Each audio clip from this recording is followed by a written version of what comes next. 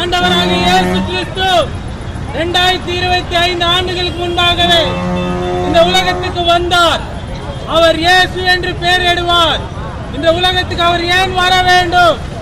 அவர் நன்மை செய்யும்படி, நம்மளை பாவத்திலிருந்து நம்மளை மீட்கும்படி இயேசு கிறிஸ்து இந்த உலகத்துக்கு வந்தார். அவர் சொன்னார், நானே வழி, நானே சத்தியம், நானே ஜீவன், என்னில்லாமல் ஒருவரும் பரலோகத்துக்கு வர முடியாது என்று இயேசு கிறிஸ்து சொன்னார். இயேசு கிறிஸ்து சொல்கிறார், நான் உங்களை நேசிக்கிறேன் என்று சொல்கிறார். அவர் உங்களை எப்படி நேசித்தார்? தன் ஜீவனை கொடுத்து சிலுவையிலே நாம் செய்த பாவங்களுக்காக, என்னுடைய பாவங்களுக்காக அவர் சிலுவையிலே மரித்தார்.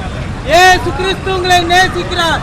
இன்னைக்கு உங்களுக்கு உபத்திரங்கள், பாடுகள், பிரச்சனைகள் உண்டு. ஆனாலும் திடன் கொள்ளுங்கள். இயேசு கிறிஸ்து உங்களை நேசிக்கப்படுகிறார். அவர் உங்களை மீட்டெடுப்பார்.